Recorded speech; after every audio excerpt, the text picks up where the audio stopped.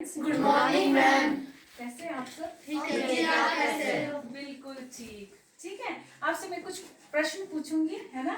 ये जो आपकी नदियां हैं, नाले हैं, ये कहाँ से निकलते हैं? पहाड़ों से। और जो आप गेम खेलते हो, वॉलीबॉल हुआ, कबड्डी हुआ, है ना, ये कहाँ पर खेलते हैं? मैदान में। ये जो मैदान है, ये पहाड़ है, इनको हम क्या बोलते हैं? धरती के रूप। धरती के रूप। तो हम आज पढ़ेंगे इन्हीं रूपों के बारे में, इन्हीं भौतिक स्वरूपों के बारे में, है ना? और वो भी भारत के भौतिक स्वरूप। तो आज हमारा टॉपिक है भारत के भौतिक स्वरूप। भौतिक स्वरूप।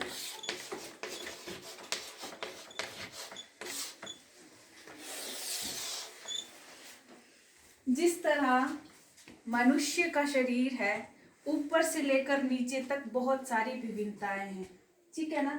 वैसे ही भारत भी ऊपर से लेकर, यानी उत्तर से लेकर दक्षिण तक, या आप कह सकते हो कश्मीर से लेकर कन्याकुमारी तक बहुत सारी विभिन्नताएं हैं, ठीक है? तो भारत आपको पता ही है, हमारे देश का नाम है ना? तो अब हम पढ़ेंगे भौतिक क्या चीज है। सबसे पहले जब हम भारत के भौतिक स्वरूपों के बारे में जानेंगे, तो उन भौतिक स्वरूपों को जानने से पहले हमें ये समझना है कि भौतिक क्या चीज होता है, ठीक है ना? तो भौतिक का मतलब होता है ऐसी चीज जिसको हम देख सकते हैं, छू सकते हैं, आसपास की चीजों को महसूस कर सकते हैं, उसको बोलते हैं हम भौतिक, है ना? और स्वरूप का मतलब होता है आकार। कि आपके आसपास का जो आपका जो भारत है, उसका जो भौतिक स्वरूप है वो कैसा है ना? जो भारत का भौतिक स्वरूप है वो उत्तर में पर्वतों से है घिरा हुआ, और वहीं पर उसके नीचे आता है मैदान, और पठार आते हैं, तटीय मैदान आते हैं, द्वीप समूह आते हैं, है ना? तो भारत के भौतिक स्वरूप, भौतिक का मतलब जिसको हम छू सकते हैं, स्वरूप का मतलब आकार होता है। तो भारत के विभिन्न भौतिक स्वरूप हैं, और वो हैं 6 प्रकार के। कितने हैं? 6 प्रकार के। और सबसे पहला जो भौतिक स्वरूप है वो है हिमालय पर्वत। लिख रहे हैं आप सब? Yes ma'am. हिमालय पर्वत।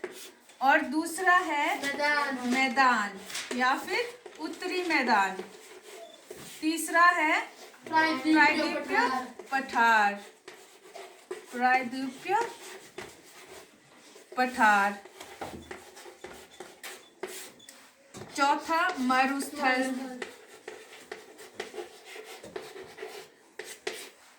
पांचवा तटीय मैदान।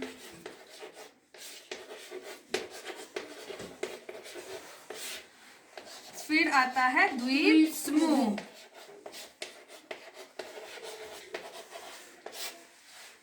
भारत के भौतिक स्वरूपों को हमने कितने भागों में बांटा है? 6 भागों भौतिक भागों में। सबसे पहले हिमालय पर्वत, फिर आता है मैदान, प्रायद्वीपीय पठार, मरुस्थल, तटीय मैदान और द्वीप समूह। और आपने भारत का मानचित्र देखा ही होगा। Yes ma'am. और भारत का मानचित्र का मतलब होता है ऐसा चित्र, माना हुआ चित्र, ठीक है? तो हम उसको बोलते हैं मानचित्र। हम फिर भारत का मानचित्र बना लेते हैं, आप भी बना लो।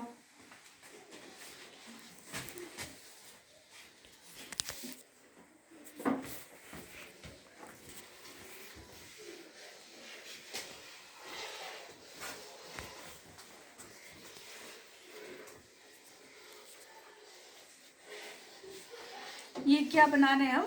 मानचित्र। भारत का मानचित्र। भारत का मानचित्र। ये है भारत का मानचित्र। सबने बनाया? Yes ma'am. तो हिमालय पर्वत को सबसे पहले हमने डिफाइन करना है कि हिमालय पर्वत कहाँ पर है। हिमालय पर्वत आपके सबसे उत्तर दिशा में स्थित है, ठीक है? Yes, ma'am. सबसे उत्तर दिशा में स्थित है आपके हिमालय पर्वत। हिमालय पर्वत उत्तर दिशा में स्थित है, और इनका निर्माण हुआ है बलन के द्वारा, संपीड़न के द्वारा, ठीक है? हिमालय पर्वत का निर्माण हुआ है बलन के द्वारा, संपीड़न के द्वारा, यानी पृथ्वी की आंतरिक हलचलों के द्वारा। जो भी हमारे भौतिक स्वरूप है ये पृथ्वी में उत्पन्न या अंदर हो सकती है या बाह्य हो सकती है। इन हलचलों के कारण हमारे स्वरूपों का निर्माण हुआ है। और ये जो पर्वत है, हिमालय पर्वत है, इनका निर्माण हुआ है पृथ्वी की आंतरिक हलचलों के कारण। जिस समय पृथ्वी की उत्पत्ति या निर्माण हो रहा था उसमें पृथ्वी कुछ प्लेटों में कुछ प्लेटें बनी पृथ्वी के अंदर, और उन्हीं प्लेटें जब एक दूसरे को परस्पर धकेलती रही तो उन चीजों से भी हमारे जो भौतिक स्वरूप है उनका निर्माण हुआ। हिमालय पर्वत का निर्माण भी वैसे ही प्लेटों से हुआ है। ठीक है, उनमें से एक भारत की प्लेट थी, एक चीन की प्लेट थी जो आपस में टकराई। जब ये आपस में टकराई तो वहां पे आपके पर्वतों का निर्माण हुआ, है ना। तो ये जो हिमालय पर्वत हैं ये हमारे पर्वत युवा पर्वत है, आज भी इनका निर्माण हो रहा है ना। हिमालय पर्वत उत्तर दिशा में स्थित हैं और ये हिमालय पर्वत एक ऐसी श्रृंखला है जो विश्व की सबसे ऊंची पर्वत श्रृंखला है। ठीक है, हिमालय पर्वत के बाद दूसरा भौतिक स्वरूप आता है हमारा मैदान। तो मैदान है हमारा ये वाला एरिया, इसको कहते हैं मैदान, या कहो आप उत्तरी मैदान। उत्तरी मैदान इसीलिए बोला जाता है क्योंकि हिमालय पर्वत से जो निकलने वाली नदियां, ठीक है, हिमालय पर्वत से जो निकलने वाली नदियां हैं जहां पे इनकी स्पीड बहुत ज्यादा होती है, और जब वहां से ये अपने साथ मिट्टी लाती है, बजरी लाती है और बहुत सारी चीजें लाती है, और जब इस स्थान पर पहुंचती है तो यहाँ पर आके जो हिमालय पर्वत से लाया हुआ जितना भी सामान है यहाँ पे निक्षेपित करती हैं, जिसके द्वारा आपके मैदानों का निर्माण हुआ। ठीक है, हिमालय पर्वत से निकलने वाली नदियां उनके द्वारा लाई गई मिट्टी के द्वारा हुआ है उत्तरी मैदान का निर्माण। ठीक है, उसके बाद आता है हमारा प्रायद्वीपीय पठार। प्रायद्वीपीय पठार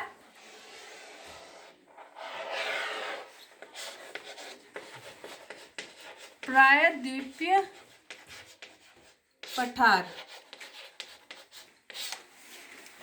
उत्तरी मैदान के दक्षिण में स्थित स्थल खंड या स्थल रूप को बोलते हैं प्रायद्वीपीय पठार। प्रायद्वीपीय इसीलिए बोला गया क्योंकि ये 3 साइड से जल से घिरा हुआ है और एक साइड इसका स्थल भाग से मिला हुआ है। ठीक है, प्रायद्वीप का मतलब होता है ऐसा स्थल खंड, ऐसा भूखंड जो 3 ओर से जल से घिरा हो और एक सिरा उसका स्थल से मिलता हो। तो आप इस पठार को देखेंगे तो एक साइड आपके बंगाल की खाड़ी है, एक साइड आपके अरब सागर है और निचली आपके दक्षिण में आपके हिंद महासागर है। और ये जो हिस्सा है आपका प्रायद्वीपीय पठार ये सबसे पुराना हिस्सा है और इसका निर्माण प्राचीन प्राचीन चट्टानों से हुआ है। इसको बोलते हैं प्रायद्वीपीय पठार और इसका आकार है त्रिभुजा आकार। ये जो हमारे हिमालय पर्वत हैं ये किस दिशा में स्थित है? उत्तरी दिशा में। उत्तरी दिशा में। ये जो प्रायद्वीपीय पठार है इसका आकार कैसा है रोनिका? प्रायद्वीपीय पठार का आकार किस तरह का है?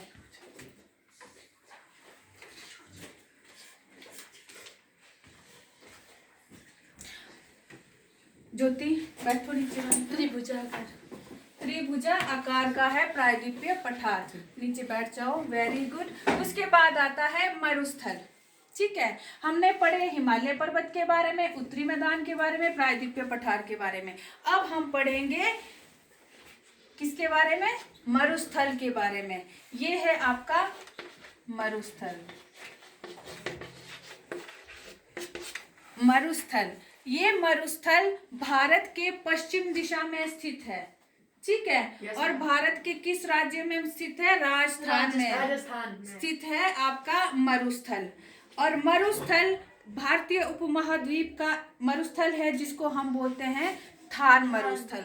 थार मरुस्थल के बाद पांचवा हमारा स्वरूप आता है जिसको बोलते हैं हम तटीय मैदान। तटीय मैदान हमारा ये वाला हिस्सा, तटीय मैदान।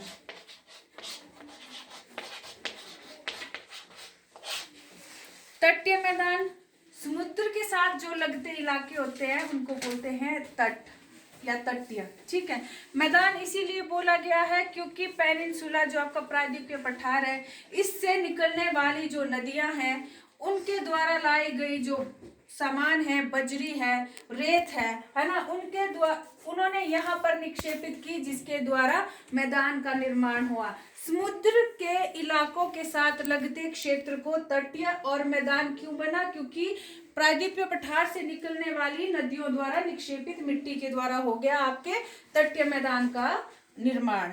ठीक है, सबको पता चल गया। और उसके बाद आता है आपका अंत में द्वीप समूह। द्वीप समूह है आपके भारत के दक्षिण में। ठीक है, इनको बोलते हैं द्वीप समूह। द्वीप समूह, देखो जैसे मैंने आपको बोला कि ये जो प्रायद्वीपीय पठार है, ये प्रायद्वीपीय ऐसी चीज होती है जो तीन ओर से पानी से घिरी होती है, लेकिन द्वीप एक ऐसा स्थलखंड है धरती का जो चारों ओर से पानी से घिरा होता है और पानी के अंदर उभरा हुआ स्थल भाग। ठीक है, प्रायद्वीपीय का मतलब होता है चारों ओर से, तीनों ओर से जल से घिरा हुआ और एक साइड उसका स्थल से जुड़ा होता है। और द्वीप का मतलब होता है चारों तरफ से पानी से घिरा हुआ स्थलखंड। ठीक है, और हमारे जो दक्षिण में जो द्वीप समूह है, भारत के दक्षिण पश्चिम में लक्षद्वीप है ना, और दक्षिण पूर्व में अंडमान निकोबार द्वीप समूह है। द्वीप समूह जो भारत के हैं उनके नाम बताओ मुझे अंशुल। अंडमान और निकोबार द्वीप समूह और लक्षद्वीप समूह है ना। दो द्वीप समूह है, अंडमान निकोबार द्वीप समूह और एक लक्षद्वीप समूह। हमने भारत के 6 भौतिक स्वरूपों के बारे में पढ़ा, लेकिन अब हम पढ़ेंगे हिमालय पर्वत के बारे में। ठीक है, हिमालय पर्वत के बारे में कैसे पढ़ेंगे हम डिटेल में। और आप हिमालय पर्वत को समझने के लिए सबसे पहले भारत का मैप बनाएंगे। ठीक है, हिमालय का मैप बनाएंगे।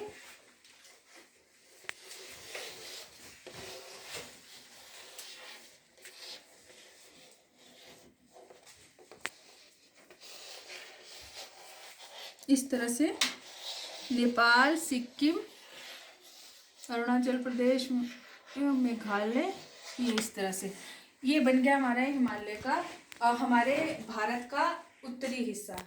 ठीक है, और हिमालय पर्वत जैसे आपको पता ही है कि हिमालय पर्वत का निर्माण बलन के द्वारा हुआ, संपीड़न के द्वारा हुआ।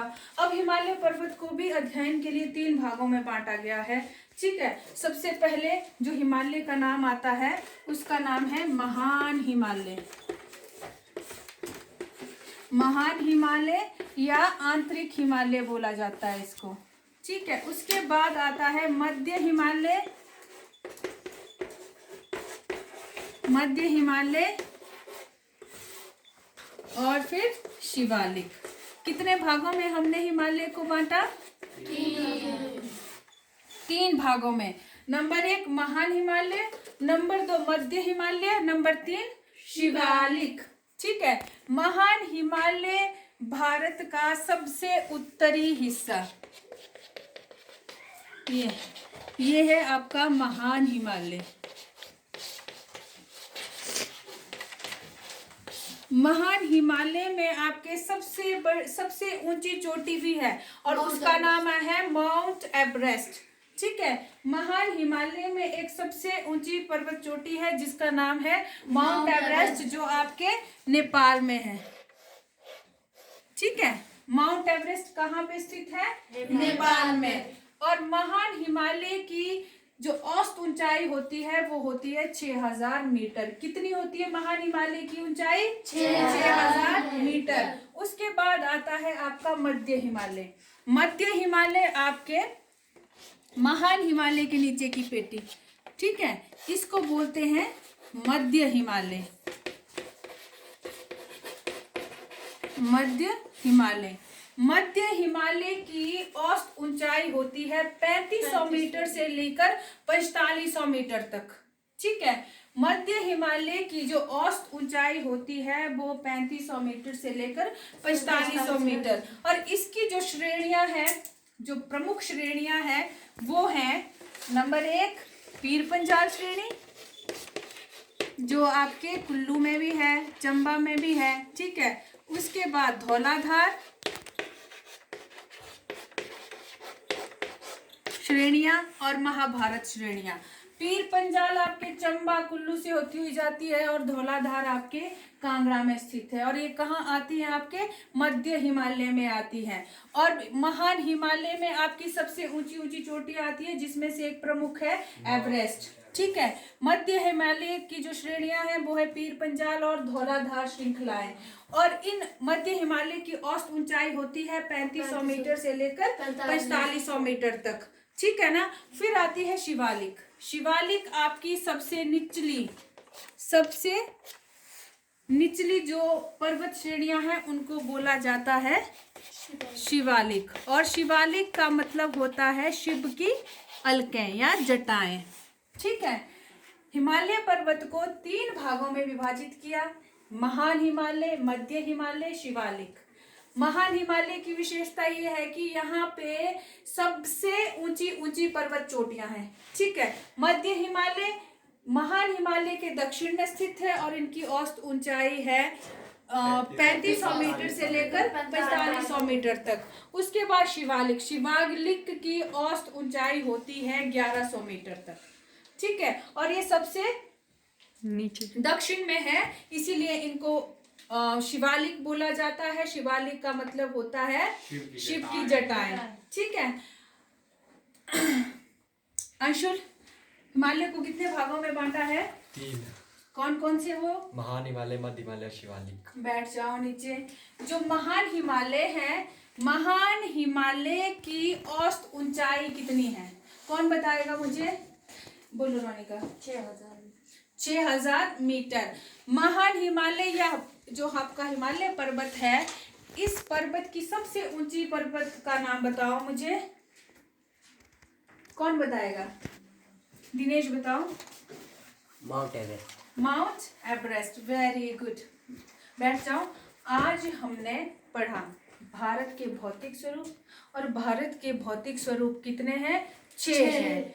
आप उनका नाम मेरे साथ ले लो। नंबर 1 हिमालय पर्वत, फिर था मैदान, प्रायद्वीप में पठार, मरुस्थल, तटीय मैदान, द्वीपीय समूह। और इसमें भी हमने किसके बारे में पढ़ा? हिमालय पर्वत के बारे में। हिमालय पर्वत को कितने भागों में विभाजित किया है? 3 भागों में। कौन कौन से? महान हिमालय, मध्य हिमालय और शिवालिक। ठीक है। और अब मैं आपसे कुछ प्रश्न पूछती हूँ, है ना। विद्यासागर, खड़े हो जाइए। आप मुझे ये बताइए कि हमारा जो भारत के भौतिक स्वरूप है वो कितने भागों में विभक्त किए हैं? 6। बैठ जाओ। हिमानी, भौतिक जो स्वरूप है उनके नाम बताइए। हिमालय पर्वत, महान हिमालय, हाँ जी, मध्य हिमालय, हाँ जी। बैठ जाओ नीचे। ज्योति, आप बताओ मुझे। बैठ जाओ हिमानी। आप भौतिक स्वरूप के नाम बताओ मुझे। हिमालय पर्वत, मैदान, प्रायद्वीपीय पठार, मरुस्थल, तटीय मैदान और द्वीप समूह, है ना। तो ये है। और इसके अलावा हमने डिटेल में पढ़ा हिमालय पर्वत के बारे में। तो हिमालय पर्वत जो है आपके, उनको 3 भागों में बांटा है। उन पर्वतों का जो 3 भागों में विभाजित किए गए उनके नाम बताओ मुझे रोनिका। महान हिमालय, मध्य हिमालय, शिवालिक। सबको याद हो गया? Yes ma'am. बैठ जाओ। तो इसके अलावा मैं आपको गृह कार्य देती हूँ। सब अपनी नोटबुक में लिख लो उनको, प्रश्न को।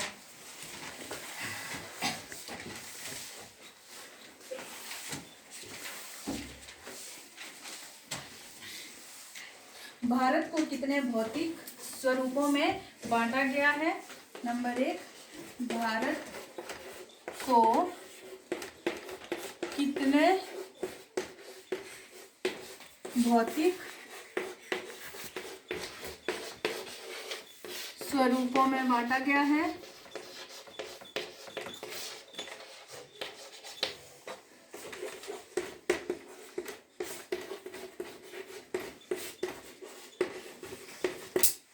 नंबर 2,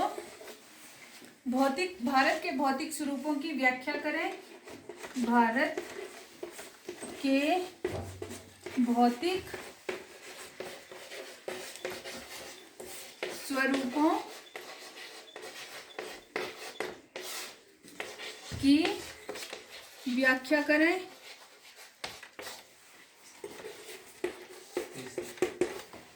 हिमालय पर्वत की उत्पत्ति का वर्णन करें। हिमालय पर्वत की उत्पत्ति का वर्णन करें।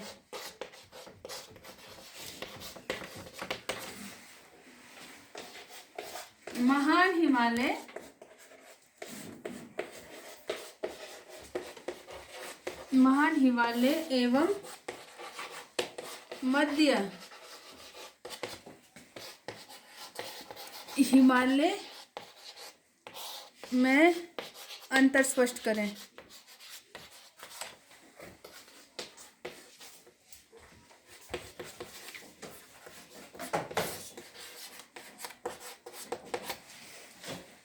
पहला प्रश्न है, भारत को कितने भौतिक स्वरूपों में बांटा गया है। दूसरा है, भारत के भौतिक स्वरूपों की व्याख्या करें। तीसरा है, हिमालय पर्वत की उत्पत्ति का वर्णन करें। चौथा है, महान हिमालय एवं मध्य हिमालय में अंतर स्पष्ट करें। ठीक है, यस मैम। धन्यवाद।